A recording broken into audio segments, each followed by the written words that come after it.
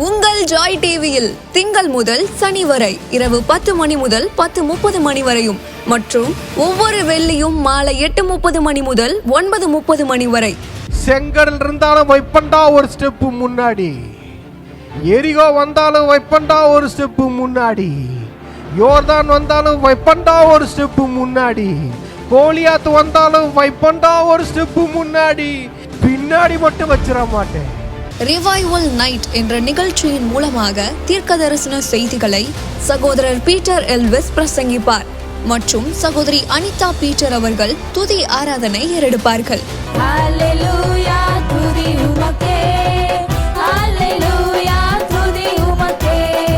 மனிதர்களின் வார்த்தையால் பாதிக்கப்பட்டது போதும், கடவுளின் வார்த்தையால் பாதிக்கப்படுவோம் வாருங்கள். நமக்குள் இருக்கும் இயேசு கிறிஸ்துவை உலகத்திற்கு காட்டும் நேரம் இது. வாருங்கள், இயேசுவுக்காய் எழும்புவோம். நீங்க இதுவரைக்கும் சபைக்கே போகாத ஒரு நபரா இயேசு கிறிஸ்துவ பற்றி உங்க வாழ்க்கையில ஆழமா அறிந்து கொள்ளணுமா? அப்ப ரிவைவல் சர்ச் உங்க எல்லாரையுமே அன்புடன் அழைக்கிறது. நம்ம கொளத்தூர் பூம்புகார் நகர்ல லொகேட் ஆயிருக்கிற ரிவைவல் சர்ச்சுக்கு நீங்க வாரம் வாரம் வர முடியும். சோ இங்க எவ்ரி சண்டே ஞாயிற்றுக்கிழமை காலையில 10 மணில இருந்து 12 மணி வரைக்கும் சபை ஆராதனை நடந்து கொண்டிருக்குது. சோ நீங்க எல்லாருமே இந்த ஆராதனையில குடும்பமா கலந்து கொள்ளலாம். அது மட்டும் இல்ல, எவ்ரி சாட்டர்டே ஒரு சனிக்கிழமையும் மாலை 8 மணி முதல் 9 மணி வரைக்கும் ப்ராஃபட்டிக் ஈவினிங் நடைபெறுது. இதுல பாஸ்டர் பீட்டர் எல்விஸ் அவர்கள் உங்களுக்காக விசேஷ ஜெபம் ஏறெடுப்பார்கள். நீங்க தவறாம கலந்து கொள்ளுங்க. ஒருவேளை என்னால நேர்ல வர முடியலையே அப்படின்னு வருத்தப்பட்டீங்கன்னா நீங்க கவலையே பட வேணாம். நீங்க கூகுள் மீட் மூலமாகவும் எங்களோடு கலந்து கொள்ள முடியும். சோ கீழே தெரியுற இந்த கூகுள் கோடை நீங்க நோட் பண்ணி வச்சுக்கோங்க. இதன் மூலமா எங்களோட நீங்க ஜாயின் பண்ணுங்க. சோ கர்த்தர் உங்களை ஆசீர்வதிப்பார்.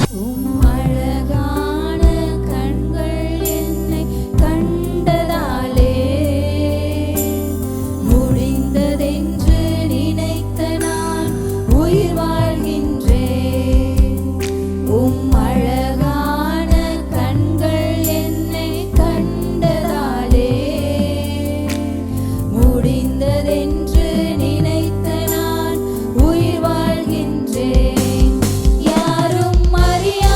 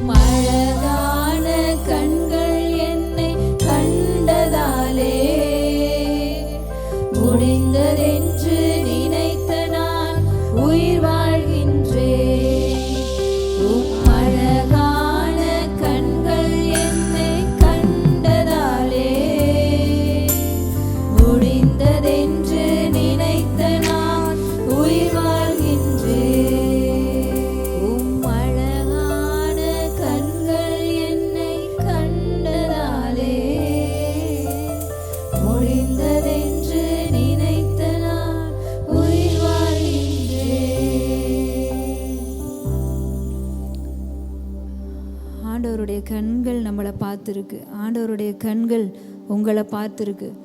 இந்த வேளையில் அவருடைய கண்கள் நம்மளை பார்க்குது. Thank you Lord. நன்றி சொல்கிறோம் ஆண்டவரே, நன்றி சொல்கிறோம், நன்றி சொல்கிறோம், நன்றி சொல்கிறோம். ஆண்டவருடைய கண்கள் நம்மளை பார்க்குது. எங்களை பார்க்க யாருமே இல்லை, எங்களை கண்டுக்கிறதுக்கு யாருமே இல்லை, எங்களை கவனிக்க யாருமே இல்லைன்னு சொல்லாதீங்க. ஆண்டவருடைய கண்கள் உங்களை பார்க்குது. அவர் உங்களை பார்க்கிறார். அவர் உங்களை பார்த்தாலே உங்கள் வாழ்க்கையில் பிழைப்பு தான். அவர் உங்களை பார்த்துட்டா போதும், உங்கள் வாழ்க்கையில் உயர்வு தான். அவர் உங்களை பார்த்துட்டாலே உங்கள் வாழ்க்கையில் மேன்மை தான். இவங்க பார்க்கணும், அவங்க பார்க்கணும், நம்ம எங்கேயுமோ போக தேவையில்லை. அவருடைய கண்கள் நம்மளை பார்த்தாலே போதும். நம்ம தான் வேணும், நீங்கள் தான் வேணும்னு நம்மளை சேர்த்து கொண்ட நல்ல நேசர் அவர். வேணான்னு சொல்கிறதுக்கு எத்தனையோ பேர் இருக்காங்க. ஆனால் நீ தான் எனக்கு வேணும், நீ தான் எனக்கு தேவைன்னு சொல்லி நம்மளை சேர்த்து கொண்ட நல்ல நேசர் அவர்.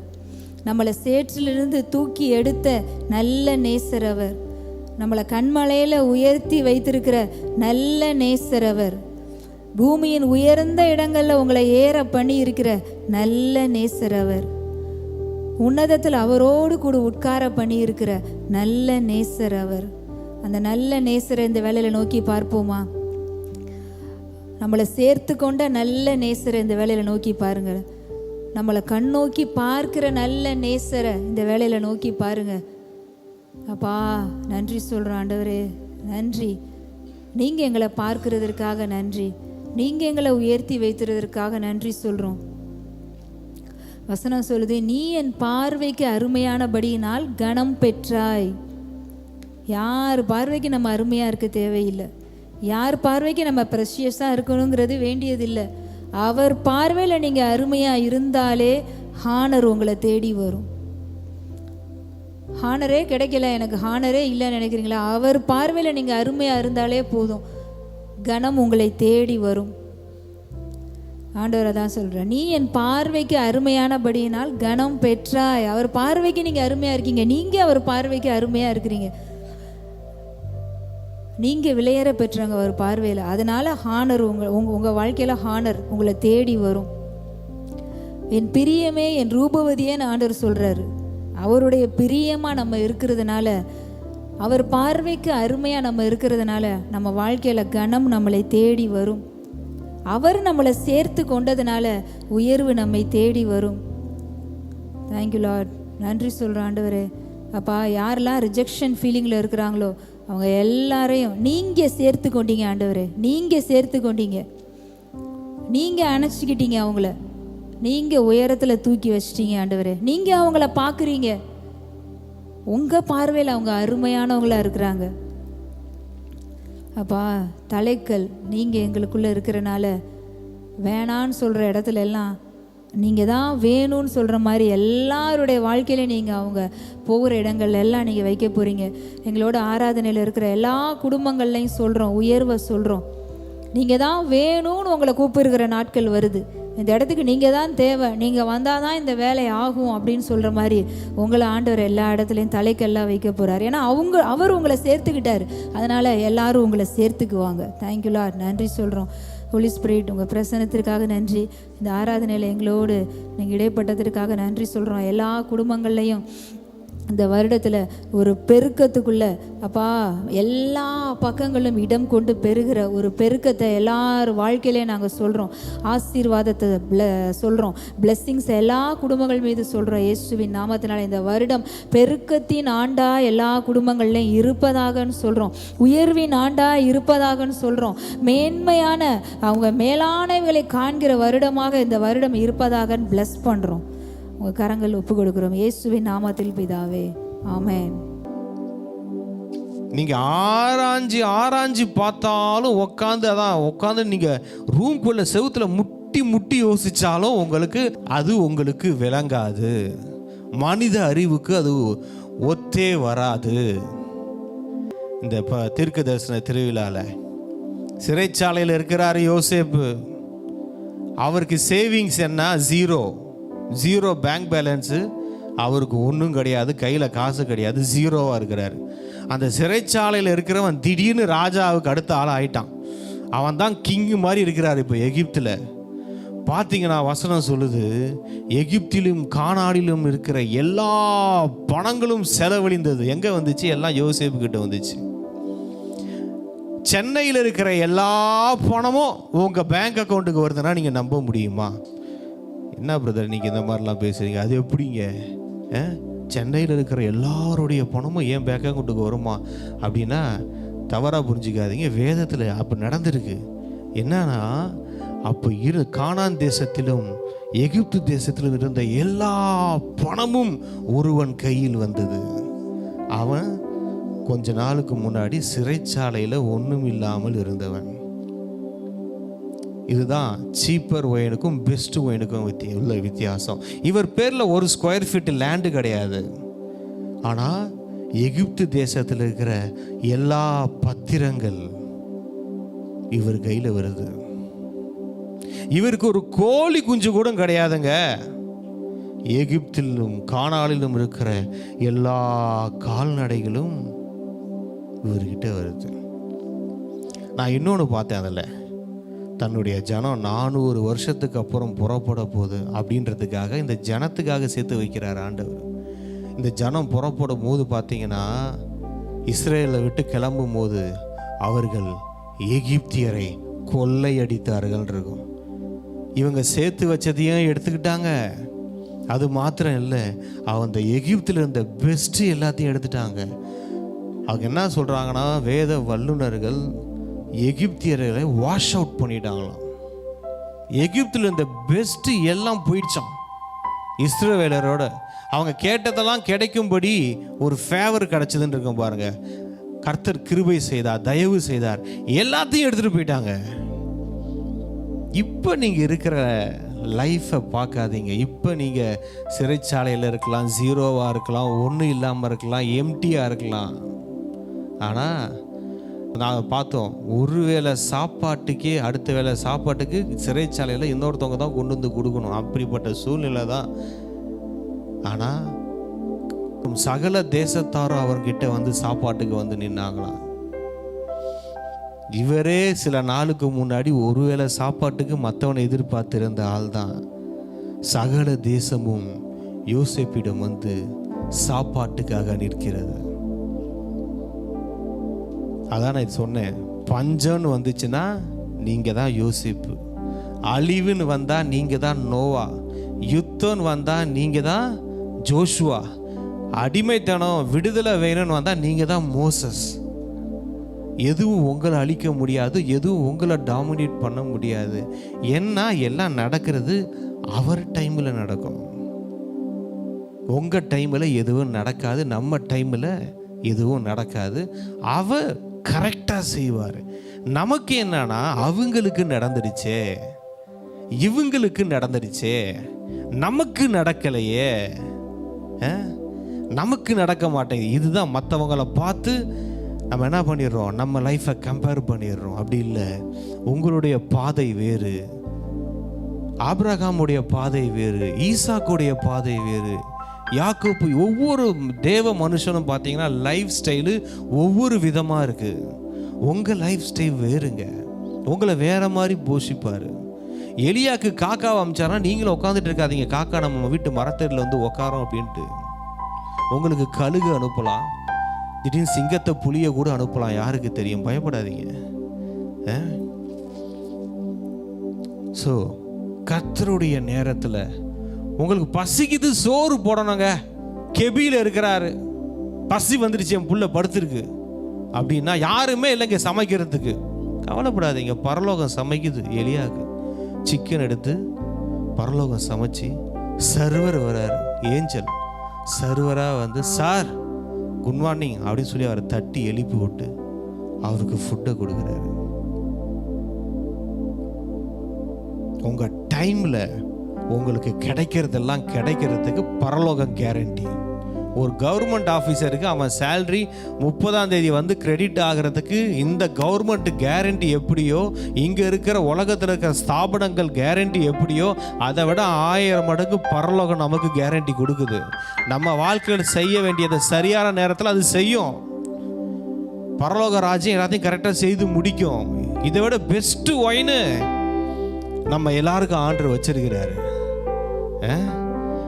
அப்படி வாங்க, ஆதியாகமம் எடுத்துக்கோங்க, 15வது அதிகாரம். இங்க பாருங்க, அதற்கு ஆபிரகாம், கர்த்தராகிய ஆண்டவரே, அடியனுக்கு என்ன தருவீர்?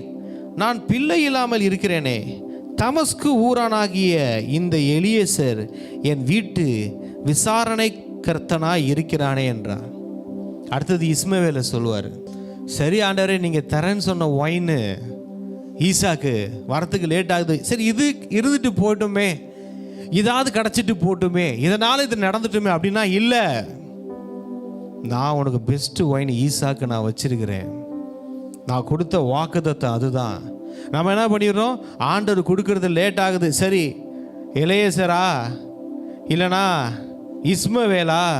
அவர் சொல்கிறாரு, இல்லை, நான் உனக்கு வச்சிருக்கிற ஈசாக்கு ஒயின் வரும். அதில் என்ன இப்போ என்னன்னா, அவருக்கு 100 வயசு, 100ல் தான் கொடுப்புன்னு முடிவு பண்ணிட்டார். 75ல் வாக்குத்தத்தம், 25 வருஷம் வெயிட்டிங் பீரியட். இந்த 25 வருஷத்தில் ஆபிரகாம் 40 நாள் உபவாசம் இருந்தாலும் கிடைக்காது, முட்டி மோதினாலும் கிடைக்காது, என்ன பண்ணாலும் கிடைக்காது. எழுதி வச்சுட்டார், 100 வயசுல தான் உனக்குன்னு அவர் எழுதி வச்சுட்டார். தேவனுடைய திட்டங்கள் எதையும் மாற்றவே முடியாது. கர்த்தர் நமக்கு எதை எப்போ செய்யணும்னு எழுதி வச்சுட்டாரு. ஏற்கனவே ஆல்ரெடி உங்களுக்கெல்லாம் ப்ரிப்பேர்ட் பண்ணி வச்சுட்டாரு. நீங்கள் போகிற பாதையில் முன்னாடி போயிட்டாரு. நேற்று பார்த்தோம், என் சமூகம் உனக்கு முன்பாக செல்லும்னா அவர் முன்னாடி போயிடுறாரு. முன்னாடி போய் என் புள்ள வருது, ஒரு சிஎம் வந்தால் முன்னாடி போய் எல்லாம் ப்ரிப்பேர் பண்ணுவாங்க பாருங்கள், அந்த மாதிரி இவர் முன்னாடி போயிடுறாரு. என் புள்ள வருதா, நான் முன்னாடி போகிறேன், போய் எல்லாத்தையும் பிள்ளைக்கு ப்ரிப்பேர் பண்ணுறேன். அந்த வழியில் இவங்க நடந்து வராங்க, அந்த வழியில் கொள்ளையர்கள் இருக்கலாம். அதான் மோசே சொல்லுவார், ஒவ்வொரு வாட்டியும் அவர் கிளம்பும் போது சொல்லுவாங்க, கர்த்தர் எழுந்தருள்வாராக, சத்துருக்கள் சிதறடிக்கப்படுவார்களாக. ஏன்னா எங்கே எந்த கண்ணி இருக்குன்னே தெரியாது, எங்கே எந்த ஆபத்து இருக்குன்னே தெரியாது. அந்த பாலைவனத்தில், வனாந்தரத்தில் இந்த ஜனம் நடந்து போகுது, எங்கேருந்து எவன் தாக்குவான்னு தெரியாது.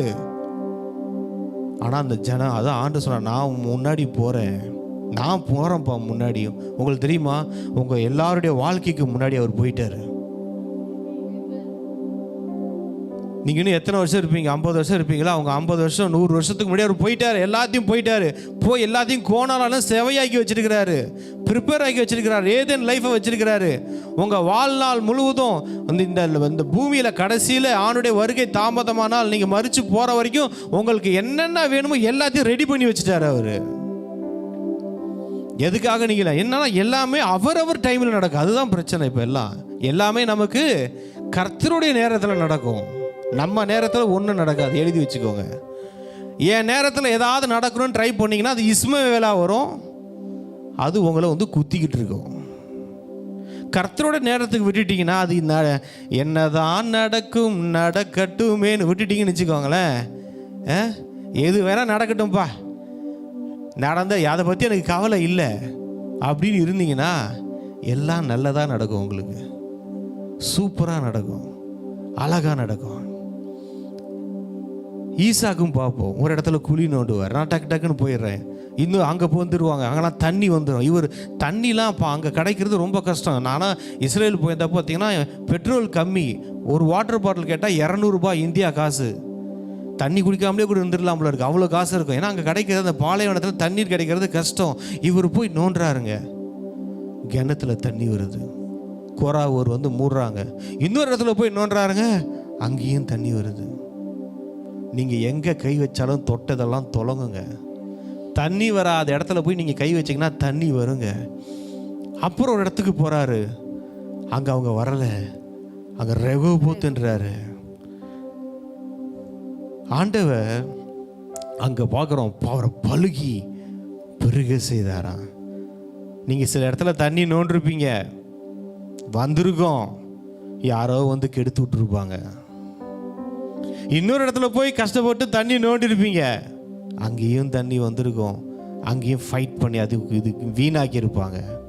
ஆனால் கர்த்தர், என்ன ஆண்டவரே, எனக்கு எல்லாம் துரோகம் செய்கிறாங்க, என்ன ஆண்டவரேனா, இல்லைப்பா, நீ ரெகோபோத்துக்கு வா, நீ இங்கே நீ இருந்துருவ. இங்கே தண்ணி கிடச்சிது, இங்கே செட்டில் ஆகலாம்னு நினச்சிட்ட, உன் வாழ்க்கை இங்கே செட்டில் ஆகிடுவ. நீ ரெகோபோத்துக்கு போக வேண்டிய ஆளு. நீ கோராவூரில் இருக்க வேண்டிய ஆள் இல்லை ஈசாக்கு, நீ ரெகோபோத்துக்கு வர வேண்டிய ஆளு ஈசாக்கு. அங்கே வந்து உன் இடத்துல வந்து தண்ணியை நோண்டு ஒருத்தவன வந்து சண்டைக்கு வர மாட்டான். கர்த்தர் உங்களுக்கு வச்சிருக்கிற இடத்துல நோண்டுங்க, தண்ணி வரும். அதை எவனும் தடுக்க முடியாது. அதை நீங்கள் தான் குடிப்பீங்க, உங்களால் ஆசீர்வதிக்கப்பட்டவங்க குடிப்பாங்க. ஊழியம் எங்கே வேணால் செய்யலாம், ஜனங்க ஆசீர்வதிக்கப்படுவாங்க, கூட்டம் வரும், இல்லைன்னு கிடையாது. எங்கே வேணால் ஊழியம் செய்யலாம். நீங்கள் அங்கே போய் இப்போ நீங்கள் இறங்கி போய் ஆண்டவர் சொல்லாத இடத்துல கூட நீங்கள் ஊழியம் செய்யுங்க, கூட்டம் வரும், ரட்சிக்கப்படுவாங்க. ஆனால் ஆண்டவர் உங்களுக்குன்னு ஒரு ரெகோபோத் வச்சிருப்பார். அங்கே நீங்கள் நோண்டும் போது அந்த தண்ணியை அது உங்கள் தண்ணியாக இருக்கும். ஏன்னா அது உங்கள் இடம். அங்கே பழுகுவீங்க, பெருகுவீங்க. இங்கே பழுகலைங்க. இந்த 2 கிணறு நோண்டார் பார்த்தீங்கன்னா, அங்கே பழுகலை, பெருகலை. ஏசேக்கு சித்தனா, அதுக்கு பேர் பெயர் சபான்னு வைப்பார். என்னென்ன பேர்லாம் அங்கே வச்சாரு பாருங்க. ஈசாக்கு அவர் 2 அதிகாரத்தில் கூட அவங்க முழுசாக இருக்க மாட்டார். அவர் செஞ்ச காரியங்கள்லாம் பாருங்கள். ஸோ உங்கள் இடத்துல நீங்கள் ரூல் பண்ணும்போது அங்கே எவனும் வந்து நிற்க முடியாது. ஏன்னா ஒரு டைம் எடுக்குது. கர்த்தருடைய நேரத்தில் எல்லாமே நடக்கும். யாக்கோபு நம்ம பார்த்தோம், ஆதியாகமம் 45, 26, 27, 28. அவர்கள் எகிப்திலிருந்து போய் கானான் தேசத்திலே தங்கள் தகப்பனாகிய யாக்கோபினிடத்தில் வந்து, யோசேப்பு உயிரோடு இருக்கிறான், அவன் எகிப்து தேசத்துக்கெல்லாம் அதிபதியாக இருக்கிறான். இவர் செத்து போச்சுன்னு நினைச்ச ஒயனு, இதுக்கப்புறம் நமக்கு கிடைக்கவே கிடைக்காதுன்னு நினைச்ச ஒயனு, அளவாதான் இதுக்கப்புறம் இதை பார்க்கவே முடியாதுன்னு நினைச்ச ஒயனு, ஆண்டோடைய வார்த்தை வருது, அது உயிரோடு இருக்கிறது. ஹல்லேலூயா. நீங்கள் உங்கள் வாழ்நாளில் ரொம்ப நாள் எதிர்பார்த்து அது கிடைக்காத ஒன்று, வருமா வருமா வருமான்னு எதிர்பார்த்துக்கிட்டு இருக்க ஒன்று, அது வருது உங்கள் வாழ்க்கையில். ஹல்லேலூயா.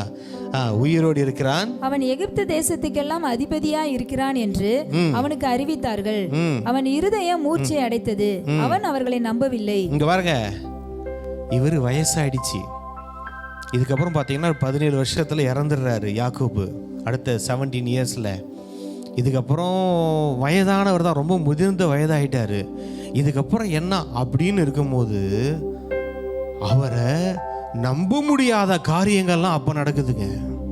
நான் ஒன்று சொல்கிறேன், இந்த பூமியில் அவனுடைய வருகை தாமதமானா நீங்கள் கடைசி நாள் இருக்கும்ல, அது வரைக்கும் ஆண்டவரோட பிள்ளைக்கு நம்ப முடியாத காரியங்கள் நடந்துக்கிட்டே தான் இருக்கும். ஆச்சரியமான காரியங்கள், அற்புதமான காரியங்கள், அதிசயமான காரியங்கள் நடந்துக்கிட்டே தான் இருக்கும். அதுக்கு எண்டே இல்லை. நீங்கள் குச்சை வச்சு ஊன்னா கூட நடந்துக்கிட்டே இருக்கும். முதிர் வயதானாலும் அது நடந்துக்கிட்டே தான் இருக்கும். உங்களை நம்ப முடியாத காரியம் தான் உங்களுக்கு செய்வார். நீங்கள் நம்புகிற காரியத்தை அவர் செய்ய மாட்டார். நீங்கள் கற்பனை கூட செய்ய முடியாத காரியங்களை அவர் செய்வார். ஆண்டவரே, எலிசா சாகும் போது பாருங்க, சாகும் போதும் ப்ராஃபஸி சொல்லிட்டே சாவார். ஆண்டவர் பாருங்க, சாகும் போதும் ஊழியம் செஞ்சுக்கிட்டே சாகிறார். உங்களோட முடிவு வரைக்கும் ஆண்டவர் உங்களை ரூல் பண்றதை நீங்க பார்ப்பீங்க வாழ்நாள் முழுவதும். அடுத்தது படிங்க.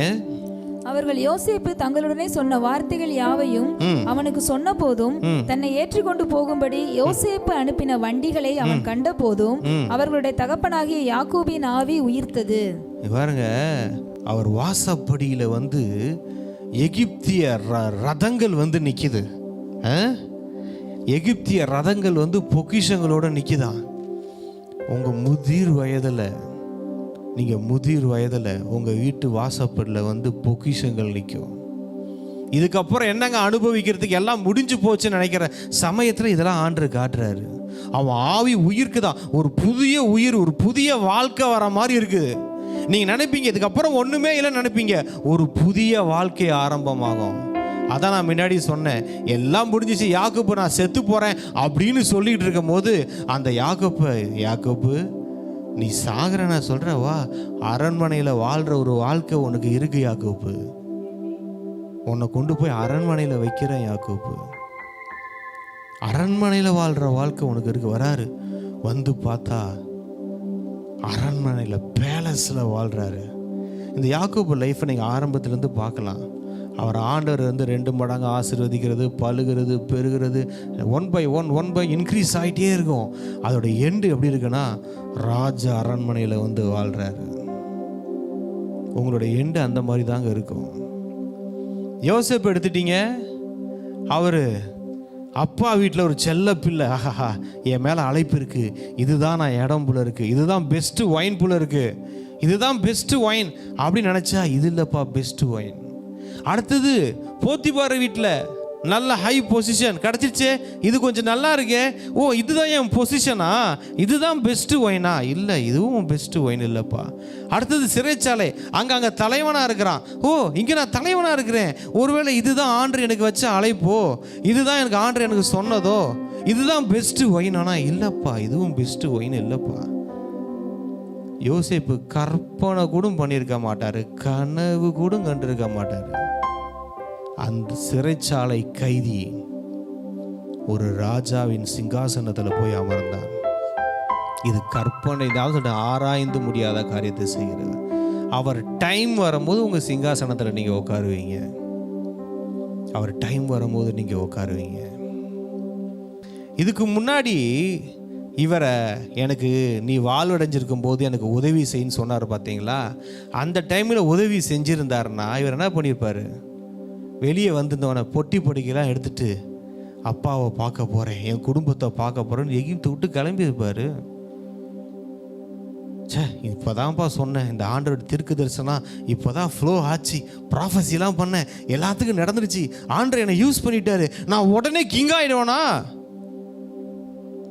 இல்லை, ஆண்டர் நல்லா என்னை யூஸ் பண்ணுறாரு, ஜனங்க ஆசீர்வதிக்கப்படுறாங்க, விடுதலை ஆகிறாங்க, அப்போ ரைட்டு நான் கிங் ஆகிறதா? இல்லை, அங்கேயும் வெயிட்டிங் 2 வருஷம். ஏன்னா யோசேப்பு நீ விட்டுட்ட உங்கள் அப்பா வீட்டுக்கு ஓடுவ, உன் அழைப்பை விட்டு ஓடிடுவ, எங்கள் அப்பாவை நான் பார்க்க போகிறேன்னு ஓடிடுவ, நான் இந்த தேசத்தில் உன்னை ராஜாவாக வைக்கிறேன், நீ எதை பார்க்க ஓடுவியோ அது எல்லாம் உன்னை தேடி வர வைப்பேன். யாக்கோபு யோசேப்பை தேடி வந்தார். நீ எதை பார்க்கறதுக்கு ஓடலாம்னு நினைக்கிறேன் அதெல்லாம் உன்னை தேடி வரும், கூட்டமாக வரும், உன்னை பார்க்கறதுக்கு வரும். நீ யாரையும் தேடி ஓட வேணாம் யோசேப்பு, சகல தேசத்தாரும் உன்னை தேடி வருவாங்க யோசேப்பு. இதுதான் கர்த்தருடைய நேரம். அவர் உனக்கும் எனக்கும் என்ன, ஏன் என் வேலை இன்னும் வரலை, நீங்கள் எதுக்காவது இந்த கூட்டத்தில் இருக்கிறவங்க ஆண்டவரே அது நடக்கலை இது ஒன்றே ஒன்று நான் சொல்லுவேன், நம்ம ஆண்டோடைய உறவு அதை பார்த்துக்கணும், தேவனுக்கும் நமக்கும் உள்ள உறவை சரிப்படுத்திக்கணும், அதில் பர்ஃபெக்டாக நம்ம இருந்துக்கணும். கண்டபடி வாழ்ந்துட்டு கர்த்தர் எனக்கு செய்வார்னு நான் எதிர்பார்த்துட்டு இருக்கக்கூடாது. அமைதலாயிர ஆண்டர் வெயிட் செய்வாருன்னு காத்து பொறுமையாக இருக்கணும். அவருக்கு முன்பாடி உண்மையும் உத்தமமாக இருக்கணும், பரிசுத்தமாக இருக்கணும். கண்டபடி பாவம்லாம் செஞ்சுட்டு இஷ்டத்துக்கு வாழ்ந்துட்டு கர்த்தர் செய்வாருங்கன்னா கர்த்தர் கடைசியாக போய் சேர வேண்டியதுதான். பார்த்துக்கோங்க, எப்படி வேணால் வாழ்வோம், ஆண்டு எனக்கு செய்வார் இல்லை. நான் சொல்கிறதெல்லாம் ஆண்டோடைய பிள்ளைகள் கிறிஸ்துவுக்குள்ளே இருக்கிறவங்களுக்கு வெயிட் பண்ணுறது. டிலே உங்களாலேயே நடக்கலாம், நம்மளாலேயே நடக்கலாம், என்னாலேயே நடக்கலாம். அதுக்கு நம்ம காரணமாக நம்ம சைடு நம்ம பார்த்துக்கணும். அவர் சைடில் அவர் சகலத்தையும் அதினதின் காலத்தில் நேர்த்தியாக செய்வார். நீங்க இதுவரைக்கும் சபைக்கே போகாத ஒரு நபரா இயேசு கிறிஸ்துவ பற்றி உங்க வாழ்க்கையில ஆழமா அறிந்து கொள்ளணுமா? அப்ப ரிவைவல் சர்ச் உங்க எல்லாரையுமே அன்புடன் அழைக்கிறது.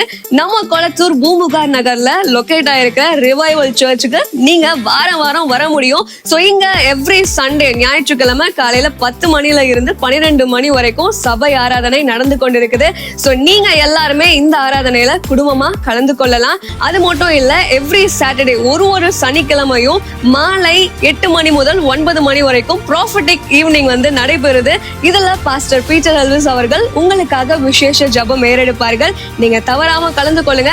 ஒருவேளை என்னால நேர்ல வர முடியலையே அப்படின்னு வருத்தப்பட்டீங்கன்னா நீங்க கவலையே பட வேணாம். நீங்க கூகுள் மீட் மூலமாகவும் எங்களோடு கலந்து கொள்ள முடியும். சோ கீழே தெரியுற இந்த கூகுள் கோட நீங்க நோட் பண்ணி வச்சுக்கோங்க. இதன் மூலமா எங்களோட நீங்க ஜாயின் பண்ணுங்க.